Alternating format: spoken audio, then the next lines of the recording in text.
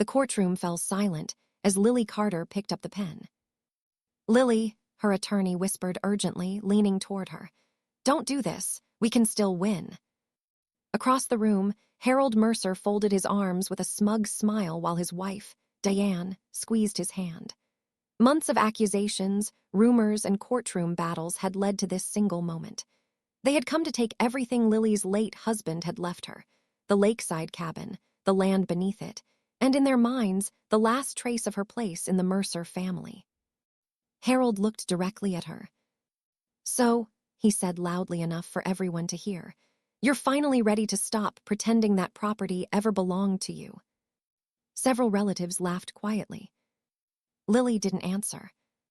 She simply uncapped the pen. Her attorney tried one last time. "You're an Army JAG officer. You know exactly what this judgment means. If you sign these papers, it's over." She looked at him calmly. "I know. You've spent months fighting this." "I have. Then why surrender now?" Lily met his eyes without the slightest hesitation. "Because I'm giving them exactly what they asked for." Before anyone could understand what she meant, the judge pushed the final documents across the bench. "Mrs. Carter," he said, "are you prepared to execute the transfer voluntarily?" "Yes, Your Honor." Every head in the courtroom turned toward her. No objections. No negotiations. No demands. Just one signature. The scratching sound of her pen echoed through the room. Harold exhaled with obvious satisfaction. "I knew she'd break eventually." His attorney gathered the completed paperwork, while Diane smiled at the relatives seated behind them. "I told you," she whispered. "She never had the courage to fight us." Only Lily's attorney looked completely defeated. 3 months earlier, he had been confident they could prove the cabin legally belonged to Lily. She had maintained it for years after her husband's death. She had paid every property tax, repaired the aging dock after winter storms, replaced the failing roof, and personally funded insurance premiums while Harold and Diane never contributed a single dollar. None of that had mattered once the Mercers launched a campaign to destroy her reputation. At church, they called her a gold digger. On social media, distant relatives repeated claims that she had manipulated their son into changing his will before his death. Neighbors who once greeted her warmly suddenly avoided eye contact whenever she drove toward the lake. The lawsuit became more than a fight over land. It became a public trial of her character. Everyone assumed the same thing. The lakeside property had become incredibly valuable as waterfront prices climbed year after year. Harold proudly told anyone who would listen that he was reclaiming generations of Mercer family history from an outsider who never deserved it. Even inside the courtroom, several spectators nodded approvingly as Lily signed the final page.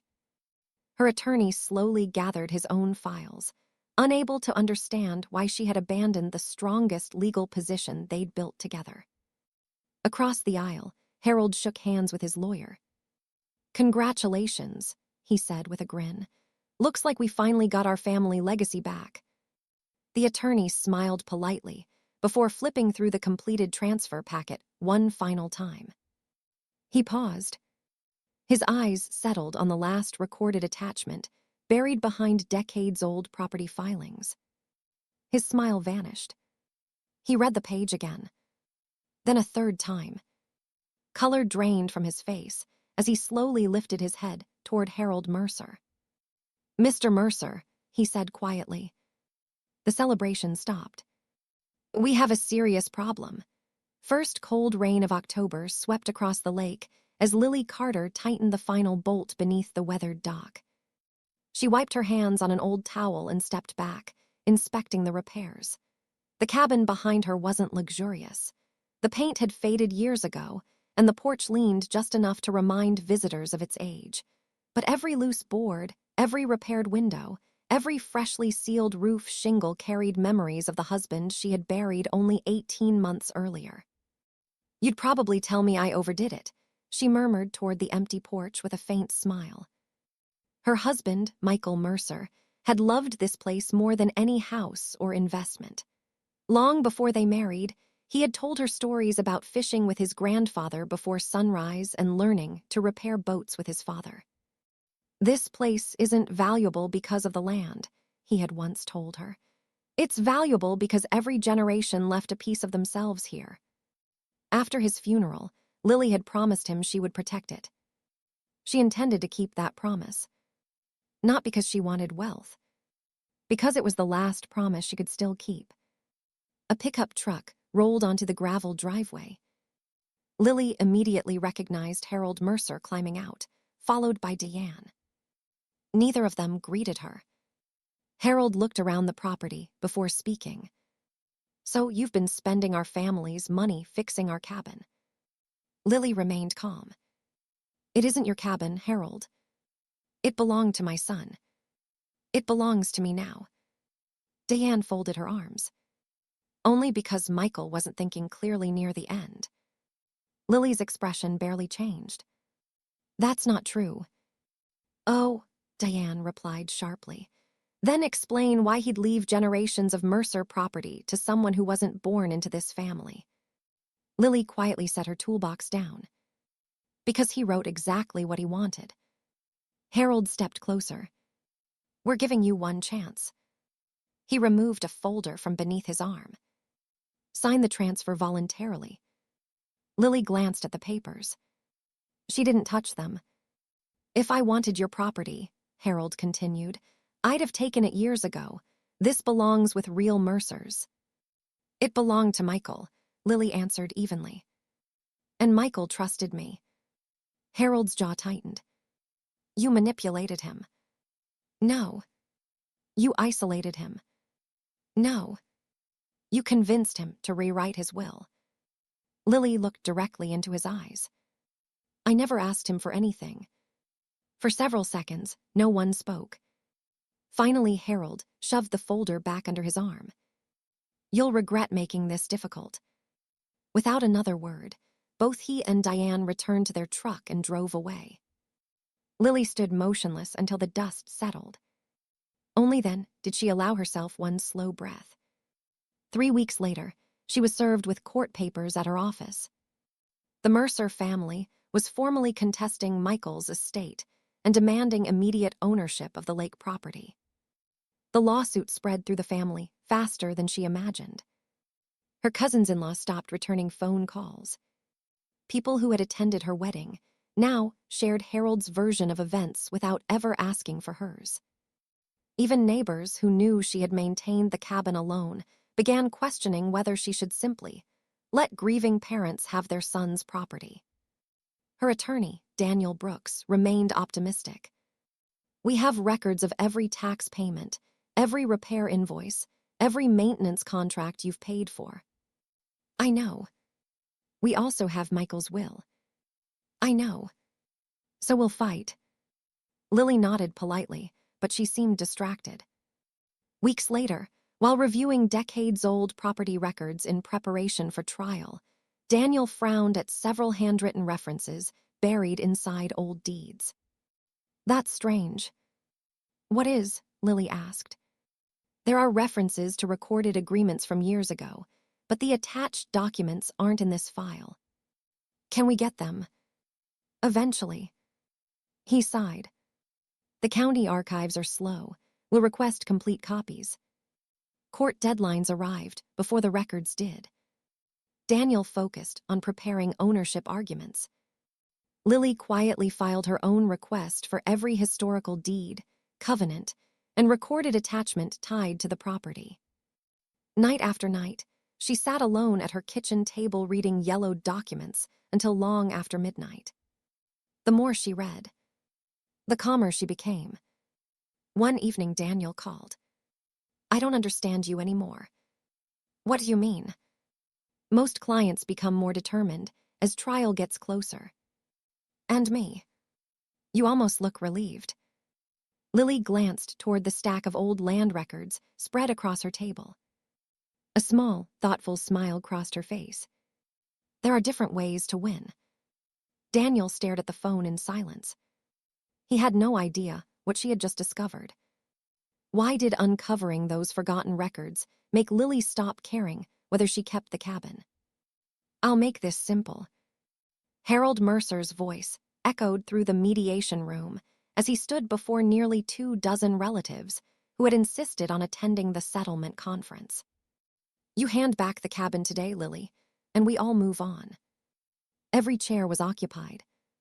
Aunts, uncles, cousins, even neighbors Harold had invited as character witnesses. The lawsuit had become family entertainment.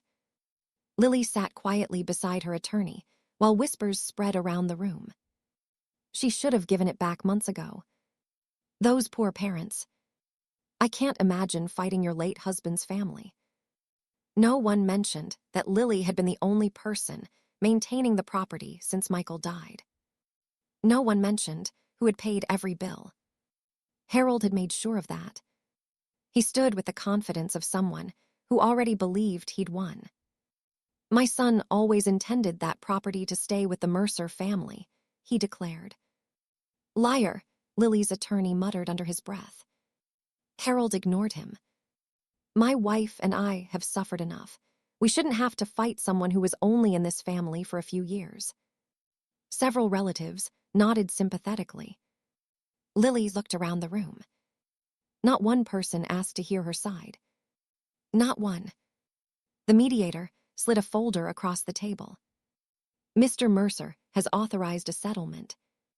Harold smiled proudly.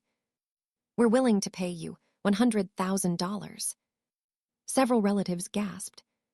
Someone whispered, "That's generous." Harold leaned back. You walk away today with more money than you deserve. Lily opened the folder.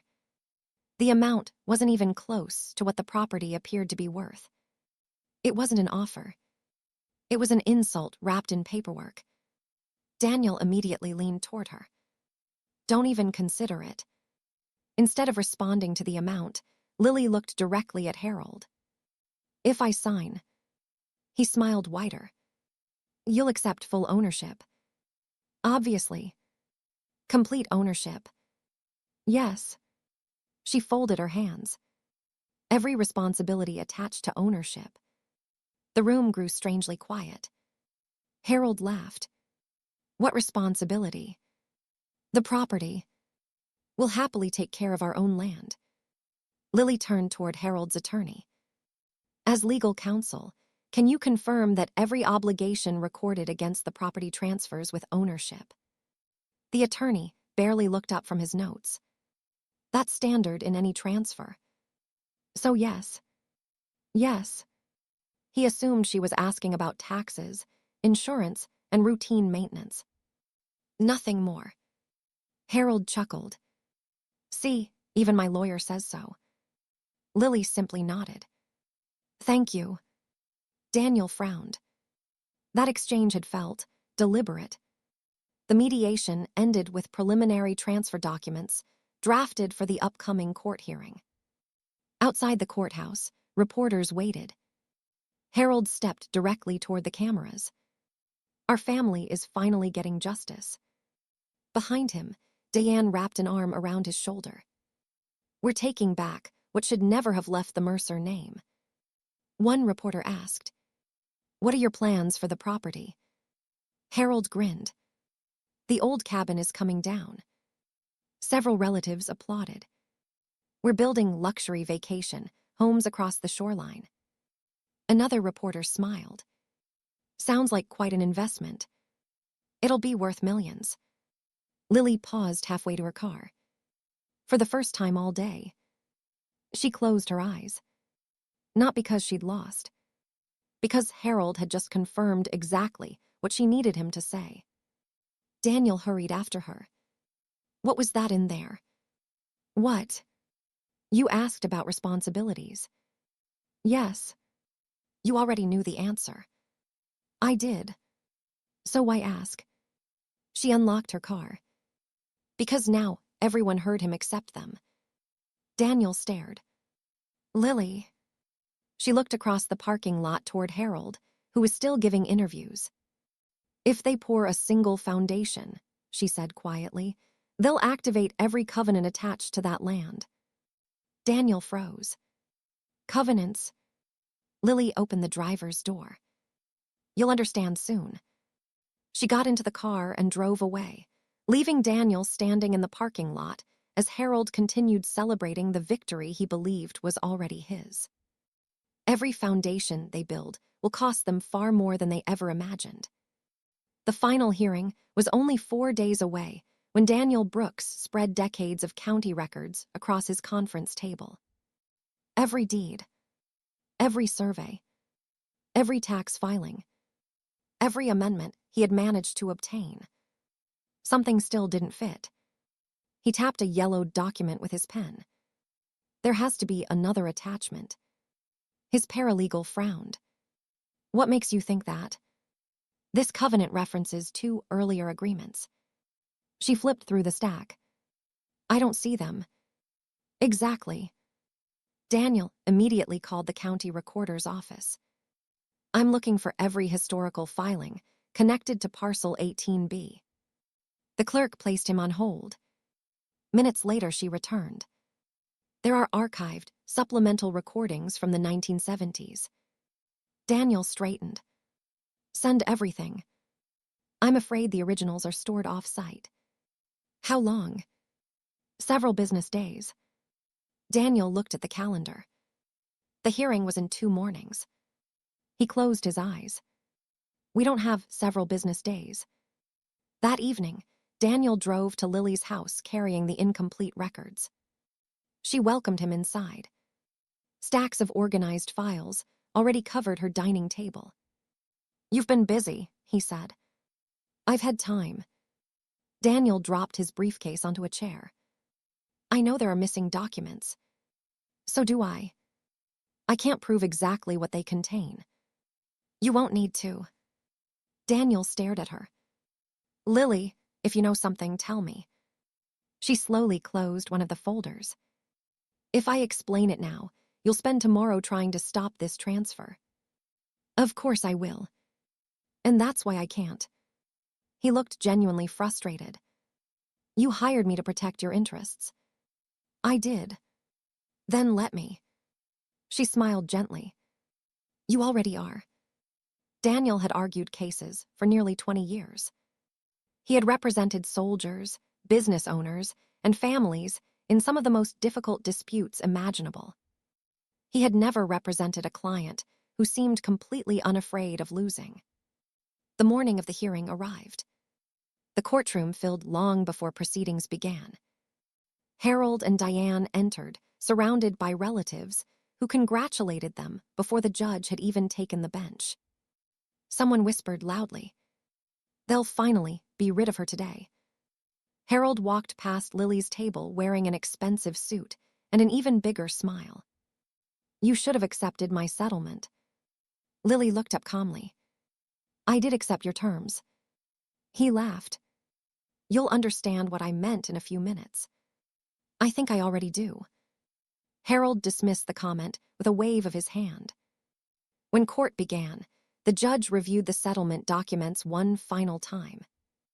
Mrs. Carter, he asked, are you voluntarily transferring all right, title, and interest in the Mercer Lake property? Yes, Your Honor. No coercion. No.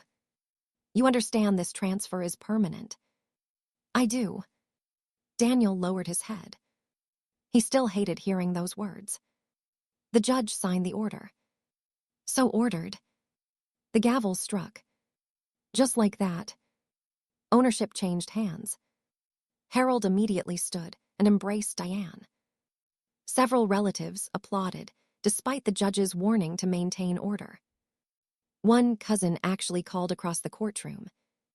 The cabin's finally back where it belongs. Harold extended his hand toward his attorney. We did it.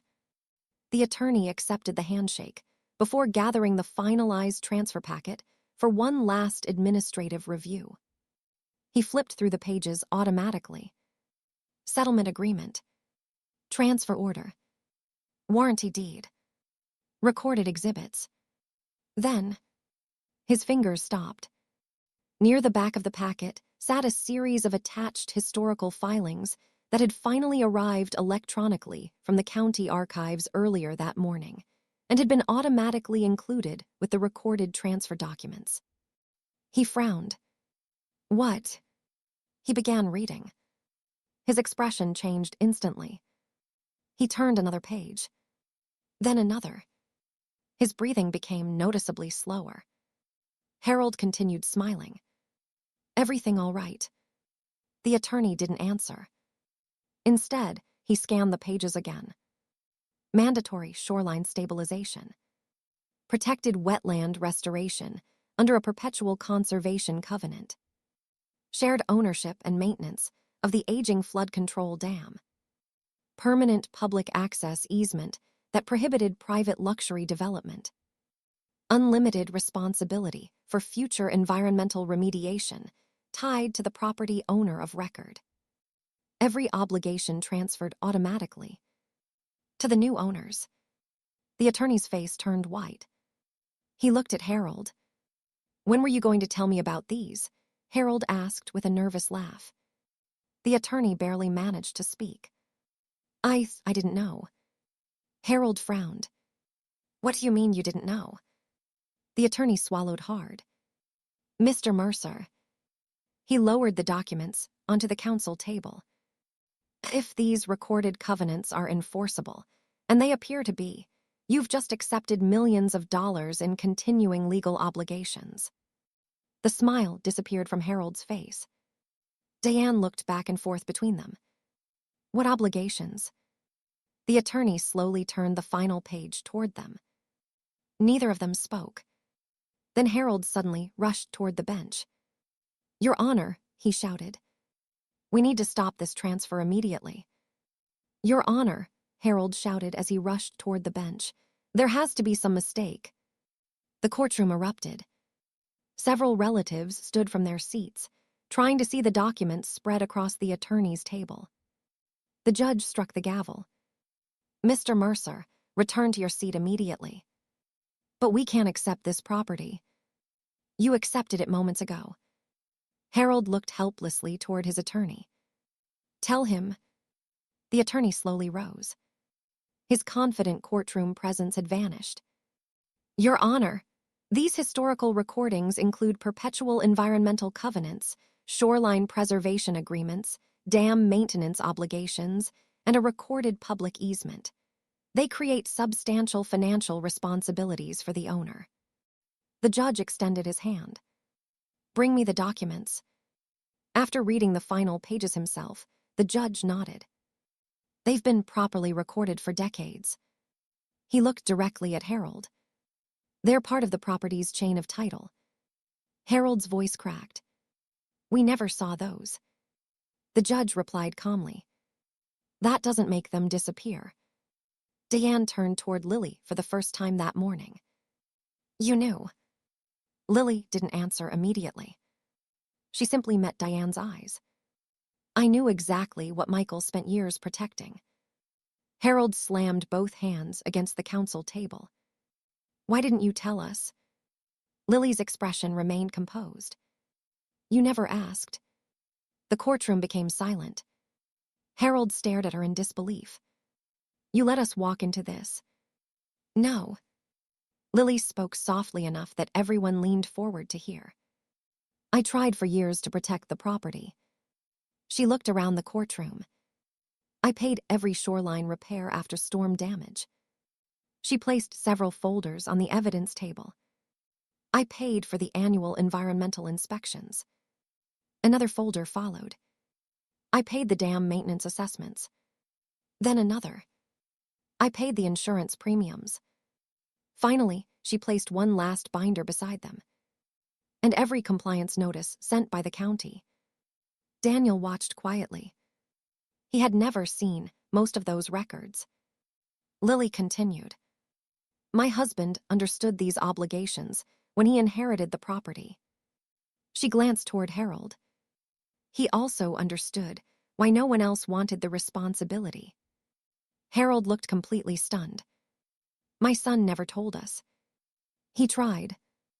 The words came from Lily before she could stop herself. Several relatives looked confused.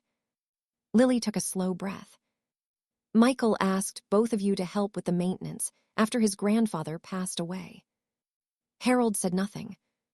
You refused. Diane lowered her eyes.